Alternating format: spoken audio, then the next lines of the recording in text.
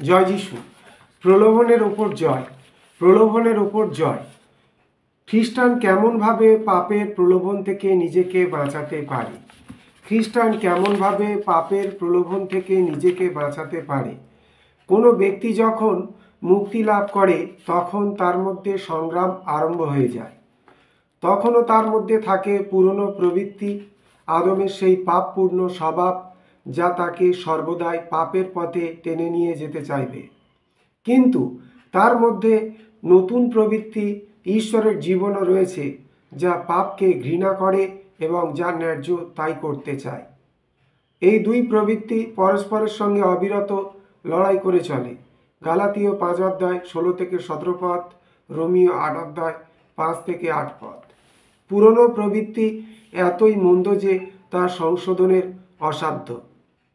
এর উৎকর্ষ সাধন করা যায় না, দূর করাও যায় না, যতক্ষণ না খ্রিস্টান তার গৃহ স্বর্গে ফিরে যাচ্ছে। খ্রিস্টের ক্রুশের ওপর মৃত্যুবরণের পর ঈশ্বর এই প্রবৃত্তিকে বাতিল করেছিলেন। তিনি চান খ্রিস্টান একে মৃত বলেই জানবে।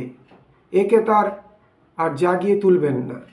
একে আর জাগিয়ে তুলবেন না, লালন পালন করবেন না, আর কোনো সুযোগ দেবেন না। রোমীয় 13:14 পদ। নতুন প্রবৃত্তি খ্রিস্টানকে সৎ কাজ করতে অনুপ্রাণিত করে। একেই বরণ করে নিতে হবে। এইভাবেই খ্রিস্টান জাগতিকতা অথবা পুরাতন প্রবৃত্তির প্রতি না বলে এবং তার অভ্যন্তরীণ নতুন জীবনকে লালন পালন করে প্রলোভনের প্রতিরোধ করে। কেমনভাবে তা প্রতিরোধ করা যায় সে বিষয়ে কয়েকটি প্রস্তাব উল্লেখ করা যায়।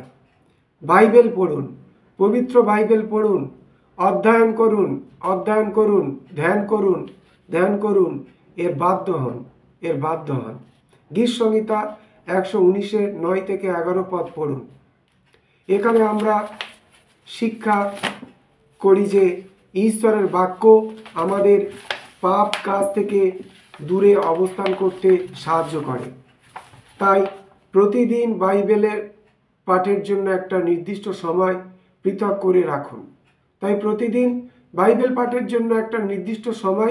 পৃথক করে রাখুন। কলসীয় 3:16 পদ। অবিরত প্রার্থনা করুন। প্রলোভনের সম্মুখীন হলে ঈশ্বরকে বলুন আপনাকে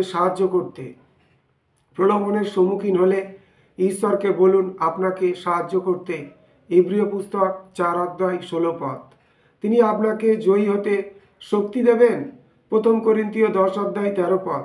আপনার নিজের শক্তিতে তাকে প্রতিরোধ করতে গেলে নিশ্চয়ই আপনার পতন হবে।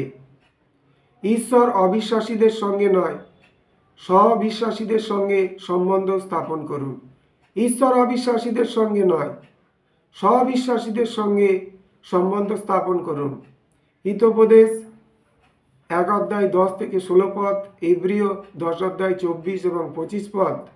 অবিশ্বাসীদের সঙ্গে আমাদের প্রায় কাজ করতে হয় এবং তাদের মধ্যে বসবাস করতে হয়। সেক্ষেত্রে আমাদের মুখের বাক্য ও জ্ঞানের দ্বারা তাদের কাছে সাক্ষ্যদান করতে হবে, কিন্তু তাদের জাগতিক আমোদ প্রমোদে আমাদের যোগদান করা উচিত নয়। এফেসীয় পুস্তক 5:11 পদ। আপনার পাপকে তৎক্ষণাৎ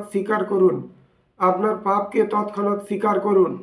আপনি যখনই উপলব্ধি করবেন যে কোনো পাপপূর্ণ চিন্তা, বাক্য বা কাজের দ্বারা আপনি পিতার হৃদয়ে দুঃখ দিয়েছেন, তখনই তার মার্জনা ভিক্ষা করুন। দিনের শেষ বা সপ্তাহের সমাপ্তির জন্য অপেক্ষা করবেন না। হিতোপদেশ 28:13 পদ। প্রভুর কাজে নিজেকে ব্যস্ত রাখুন। একটি প্রবাদ আছে, অলস মস্তিষ্ক শয়তানের কারখানা। আপনার দেহকে প্রভুর ইচ্ছামতো ব্যবহার করতে দিন। রোমীয় পুস্তক 6:19 পদ। করতে হবে এমন বহু কাজই পড়ে রয়েছে, যে কাজে আপনি নিজেকে নিয়োজিত করলে সর্বশ্রেষ্ঠ প্রভুরই সেবা করেন। কিছু শরীরচর্চা করুন। শরীরচর্চা বা ব্যায়াম লাভেরই ব্যাপার। 1 তিমথিও 4:8 পদ। কারণ বিশ্বাসীর দেহ পবিত্র আত্মার মন্দির। পবিত্র আত্মার মন্দির। সেই দেহের স্বাস্থ্য শক্তি বজায় রাখার জন্য আপনাকে সম্ভাব্য সকল উপায় অবলম্বন করতে হবে। কিন্তু খেলাধুলাকে জীবনে এমন গুরুত্বপূর্ণ স্থান দান করবেন না যা আধ্যাত্মিক বিষয়কে দূরে সরিয়ে দেবে। 1 করিন্থীয় 6:19 এবং 20 পদ। পুরাতন প্রবৃত্তিকে নাশ করুন।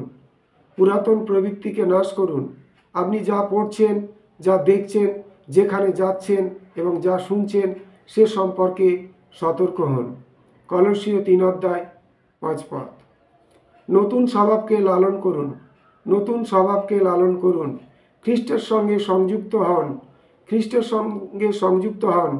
যে সময় আপনি তার কথা চিন্তা করছেন তখন আপনি পাপের কথা চিন্তা করতে পারেন না।